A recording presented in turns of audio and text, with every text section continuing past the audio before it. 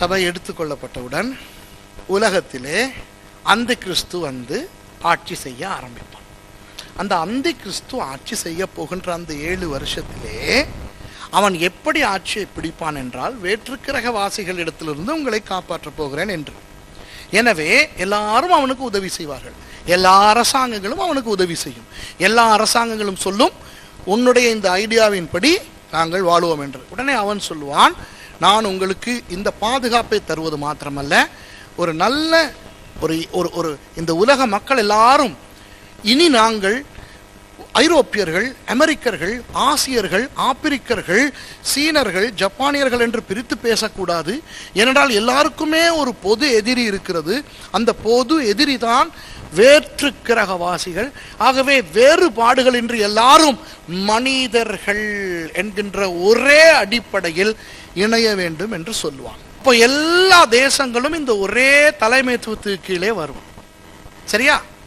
ஒரு 30 வருஷங்களுக்கு முன்னால் ஜெர்மனியும் பிரான்சும் ஒரே நாணயத்தை பயன்படுத்தி ஒரே ஒரு பார்டர் இல்லாத ஒரு நிலை வரும் என்று நம்பியிருப்போமா?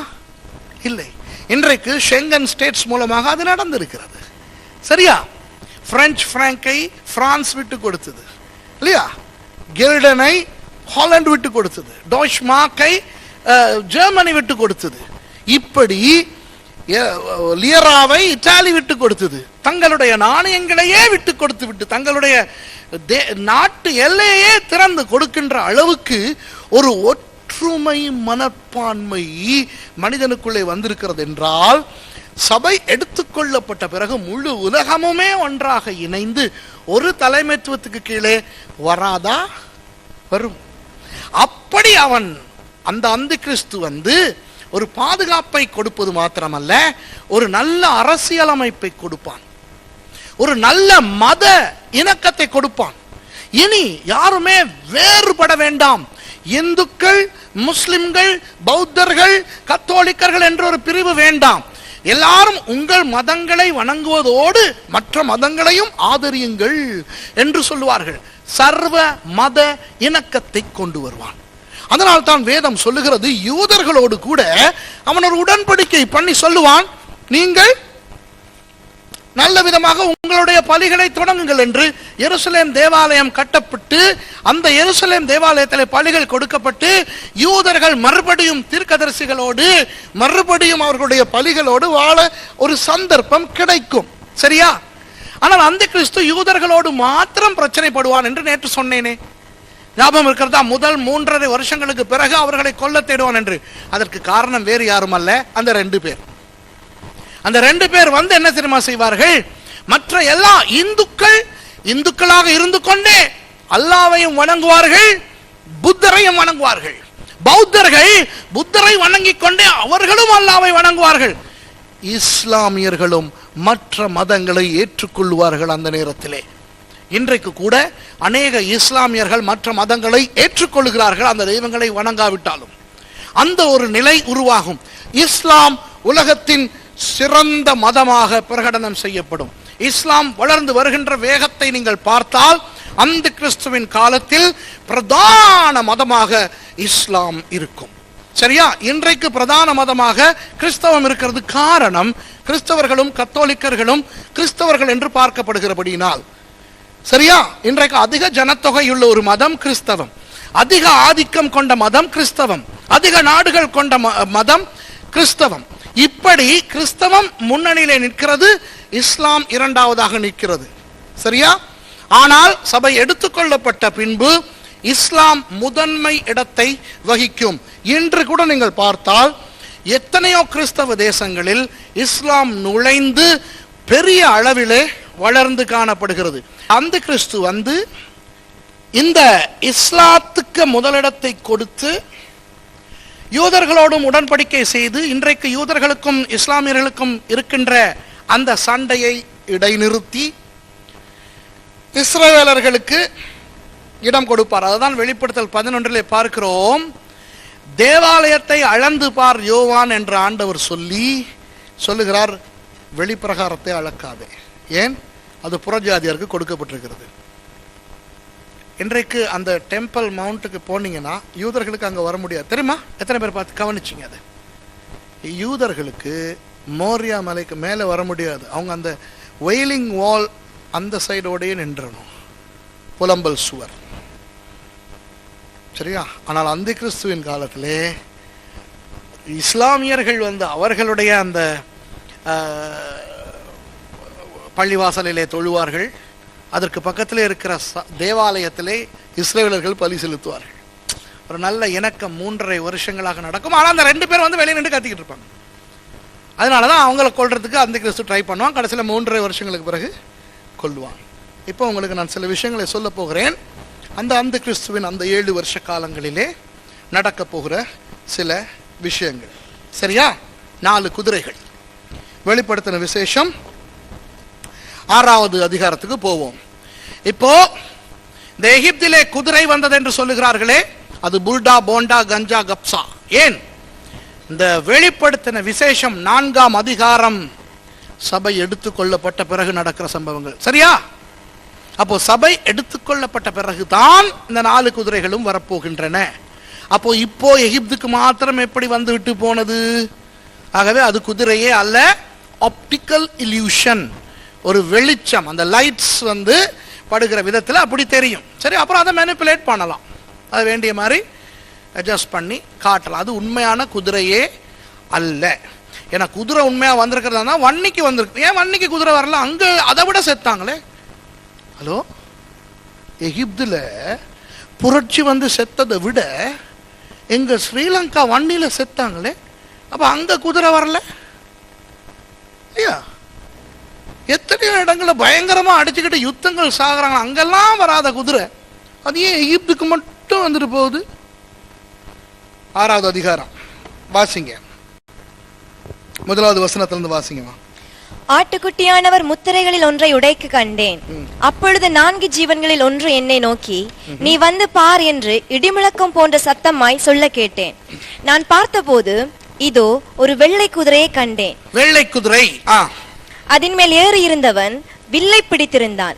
அவனுக்கு ஒரு கிரீடம் கொடுக்கப்பட்டது. அவன் ஜெயிக்கிறவனாகவும் ஜெயிப்பவனாகவும் புறப்பட்டான்.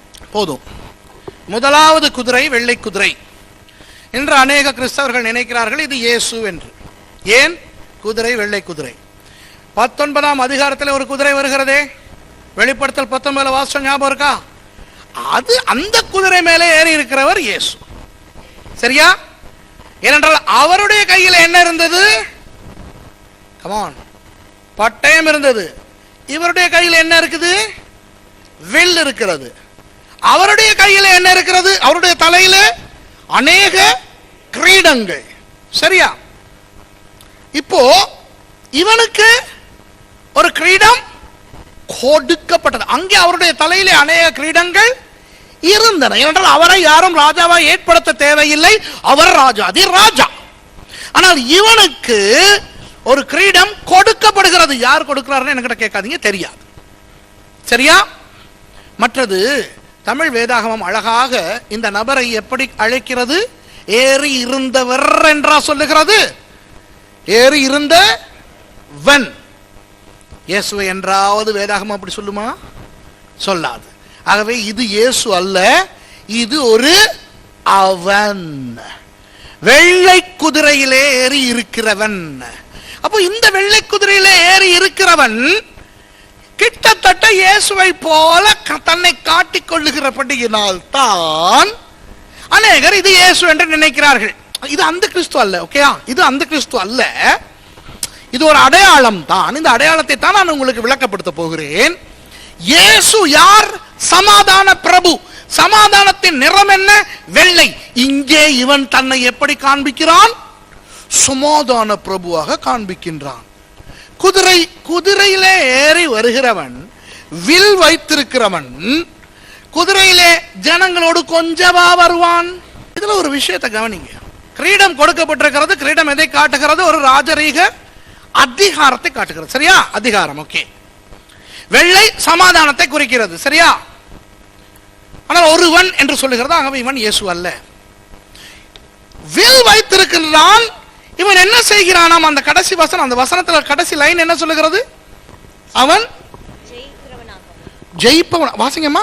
அவன் ஜெயிக்கிறவனாகவும் ஜெயிப்பவனாகவும் புறப்பட்டான். ஜெயிக்கிறவனாகவும் ஜெயிப்பவனாகவும், அதாவது அவனுடைய முன் நகர்வுகளில் தோல்வி இல்லை, அவன் ஜெயித்து கொண்டே போகிறான் என்று காட்டப்படுகிறது.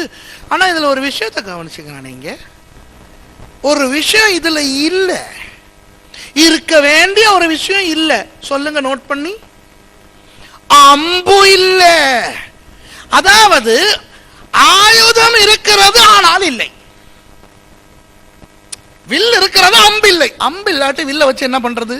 1919 ஆண்டு ஜூன் மாதம் 28ஆம் தேதி எழுதிக்கிறீங்க. Paris piece settlement. என்ன சாமா? பாரிஸ் பீஸ் செட்டில்மெண்ட் என்ற ஒரு கருத்தை உலக நாடுகள் முன்வைத்தன. முதலாவது உலக யுத்தம் முடிந்து விட்டிருந்த நிலைமையில் முதலாவது உலக யுத்தத்துக்கு காரணமான ஜெர்மனியை தோற்கடித்த நேச நாடுகள் இனி இப்படிப்பட்ட ஒரு அழிவு உலகத்துக்கு வரக்கூடாது என்று அவர்கள் இந்த நீங்கள் வாழுகின்ற இந்த பாரிஸிலே ஒரு சமாதான ஒப்பந்தத்தை முதல் தடவையாக உலகத்திலே நிலைநாட்ட முயற்சித்தார்கள். ஃபர்ஸ்ட் டைம் சரித்திரத்திலே முதல் தடவையாக எங்கே வைத்து சமாதானம் பேசப்படுகிறது? நீங்கள் வாழும் இந்த பாரிஸிலே. ஜூன் 28, 1919 ஆண்டு. அந்த பாரிஸ் பீஸ் செட்டில்மெண்டிலே லீக் ஆஃப் நேஷன்ஸ் என்ற ஒரு கட்டமைப்பு உருவாகியது. அநேக நாடுகள் அந்த லீக் ஆஃப் நேஷன்ஸிலே இணைந்தன. அவர்கள் இணைந்து ஒரு ஒப்பந்தத்தை எடுத்தார்கள். என்னவென்றால், இந்த லீக் ஆஃப் நேஷன்ஸினுடைய சட்ட விதிகளுக்கு அமையத்தான் இனி எங்கள் நாடுகள் ஆயுதங்களை உற்பத்தி செய்யும். சண்டை பிடிப்பதென்றால் சண்டை பிடிக்கும், சமாதானத்துக்கு வரும் என்றால் யுத்த சம்பந்தமாக இன்னொரு நாட்டோடு சம்பந்தப்படுகின்ற பொருளாதாரமாக இருக்கட்டும், பிரச்சனையா இருக்கட்டும், இவற்றை தீர்த்து கொள்வதற்கு இனி இந்த லீக் ஆஃப் நேஷன்ஸ் மூலமாகத்தான் எல்லாம் செய்யும் என்ற ஒரு தீர்மானத்தை எடுத்தார்கள். சரியா? கடைசியிலே நான் நினைக்கிறேன் 1936ஆம் ஆண்டு ஜப்பான் சீனாவுக்குள் படையெடுத்து சீனாவை ஆக்கிரமித்த பொழுது ஜப்பான் லீக் ஆஃப் நேஷன்ஸில் இருந்தபடியினால் இந்த லீக் ஆஃப் நேஷன்ஸ் நாடுகள் ஜப்பான் இடத்துல கேள்வி கேட்டன, நீ எப்படி அந்த அப்பாவி சீனாவை இப்படி ஆக்கிரமிக்கலாம் என்று. உடனே ஜப்பான் லீக் ஆஃப் நேஷன்ஸில் இருந்து விலகியது. சரியா? ஆனால் லீக் ஆஃப் நேஷன்ஸிலே இருந்த ஜெர்மனி அடால்ஃப் ஹிட்லர் என்பவனுடைய தலைமையிலே அதே வருஷத்தில் பழைய ஏற்பாட்டை வேண்டாம் என்று நிராகரித்தது. 1936ஆம் வருஷம் போர்ட் பேலஸ் டெமான்ஸ்ட்ரேஷன் என்று பெர்லினிலே நடந்த ஒரு நிகழ்ச்சியிலே பழைய ஏற்பாட்டை தீயிட்டு கொளுத்தியது நாட்சிய கட்சி. சரியா? Adolf Hitler. அதற்கு பிறகு 1939ஆம் ஆண்டு இரண்டாவது உலக யுத்தம் தொடங்கியது. 1945ஆம் ஆண்டு இரண்டாவது உலக யுத்தம் முடிந்தது. இந்த இரண்டாவது உலக யுத்தம் நடந்து கொண்டிருக்கும் பொழுது 1942ஆம் ஆண்டில், அதாவது இரண்டாவது உலக யுத்தம் தொடங்கி 3 வருஷங்கள் போகும் பொழுது இந்த லீக் ஆஃப் நேஷன்ஸுக்கு அர்த்தம் இல்லாமல் போய்விட்டது அல்லவா? ஏனென்றால் அவர்கள் யுத்தம் வரக்கூடாது என்று நினைத்தார்கள். ஆனால் இப்பொழுது மறுபடி ஒரு உலக யுத்தம் நடக்கிறது அல்லவா? ஆகவே ஐக்கிய நாடுகள் என்று இந்த நேச நாடுகள் எல்லாம் சேர்ந்து யுனைடெட் நேஷன்ஸை உருவாக்கினார்கள். கடைசியிலே அவர்கள் அந்த நேரத்திலே இன்னும் யுத்தத்திலே கால் வைக்காத அமெரிக்காவின் நியூயார்க்கை அவர்களுடைய காரியாலயமாக தெரிந்து கொண்டார்கள். அதற்கு பிறகுதான் அமெரிக்கா யுத்தத்துக்குள்ளே நுழைந்தது. அதற்கு பிறகு இந்த யுனைடெட் நேஷன்ஸ் வளர்ந்தது. இன்றைக்கு நீங்கள் பார்த்தால் யுனைடெட் நேஷன்ஸ் என்றால் international atomic energy agency, IAEA, international atomic energy agency. இவர்கள் தான் இப்பொழுது கூட ஈரானுக்கும் தடையை விதிக்கிறார்கள். சரியா? அணு ஆயுதங்களை உற்பத்தி செய்வதில் யுனைடெட் நேஷன்ஸ் தனது தலையை போடுமாம். சரியா? IMF, இன்டர்நேஷனல் மானிட்டரி ஃபண்ட், முழு உலகத்தினதும் பண விஷயங்களை யுனைடெட் நேஷன்ஸ் ஐக்கிய நாடுகள் சம்மந்தப்படுமாம், மானிட்டர் பண்ணுமாம். United nations educational scientific and cultural organisation, UNESCO. UNESCO கேள்விப்பட்டிருக்கீங்களா? அப்போ யுனைடெட் நேஷன்ஸ் தான் விஞ்ஞானம், கலாச்சாரம், கல்வி என்பவற்றிலே தலையிடுகிறது. 1946 ஜனவரி மாதம் UN செக்யூரிட்டி கவுன்சில், உலக பாதுகாப்பை குறித்த யுனைடெட் நேஷன்ஸ் எண்ணம் எப்போ ஆரம்பமாகியதாம்? ஜனவரி 46. இஸ்ரேலை சூழ இருக்கின்ற சில மத்திய கிழக்கு நாடுகளும் 1978 யுனைடெட் நேஷன்ஸ்லே இறங்கின. சோமாலியா 92 ஓகேயா? சரி, இப்போ இதெல்லாம் நான் சொல்லிக்கிட்டு இருக்கிறேன். அதோடு சேர்ந்த NATO, north Atlantic treaty organisation 1949 உருவாக்கப்பட்டது. இப்போ நீங்கள் கேட்கலாம், இதெல்லாம் ஏன் ஐயா சொல்றீங்க, உங்களுக்கு வேற வேலை இல்லையா? உங்களுக்கு தெரியுமா, இன்றைக்கு யுனைடெட் நேஷன்ஸ் அவர்களுக்கு என்ன செய்ய முடியும் என்றால், யுத்தம் நடக்கின்ற நாடுகளுக்கு இந்த யுனைடெட் நேஷன்ஸ் படைகள் போகும். சரியா? அந்த படைகள், ராணுவம் என்றால் என்ன செய்யும்? ராணுவம் யுத்தம் செய்யும், அப்படித்தானே? ஆனால் இந்த யுனைடெட் நேஷன்ஸிலே தான் முதல் தடவையாக யுத்தம் செய்யாத ராணுவம் உலகத்துக்கு அறிமுகமாகியது. இவர்கள் என்ன செய்வார்களாம்? யுத்த உடைகளோடு, ஆயுதங்கள் எடுத்துக்கொண்டு, பீரங்கிகளோடு இன்னொரு நாட்டுக்குள் போய் இறங்குவார்களாம். தெருக்களில் எல்லாம் இவர்கள் ராணுவமாக நிற்பார்களாம். சரியா? ஆனால் இவர்கள் சுடமாட்டார்களாம். சரியா? யுனைடெட் நேஷன்ஸ் ராணுவங்கள் சுடமாட்டார்களாம். அவர்கள் என்ன செய்கிறார்கள்? பீஸ் கில்லிங் அல்ல, பீஸ் கீப்பிங். சமாதானத்தை நிலைநாட்டுவதற்கு ராணுவ உடைகளோடு ராணுவங்களாக போய் பீரங்கிகளிலே பவனி வந்து துப்பாக்கிகளை கையிலே வைத்துக் கொண்டு ரக்ஷக் மாட்டிக்கொண்டு இருப்பார்களாம். சுடமாட்டார்களாம். வில் இருக்கிறது, அம்பு இல்லை. விளங்குதா இந்த குதிரை? அதாவது சபை எடுத்துக்கொள்ளப்பட்ட பிறகு இந்த ஐக்கிய நாடுகளினுடைய ராணுவம் தான் முழு உலகத்தையும் பயமுறுத்தும், ஆனால் சுடாமல். அதனுடைய சாயல் தான் இப்போ நமக்கு தெரிகிறது. புரியுதா உங்களுக்கு? இன்னும் அந்த குதிரை வரல, அந்த குதிரை வரப்போகுதுன்னு இப்ப நமக்கு தெரியுது. என்றால் இன்றைக்கு அதனுடைய சாயல் தெரிகிறது. இப்ப விளங்குதா ஏன் இவ்வளத்தையும் வாசிச்சுக்கிட்டு போனேன்ட்டு?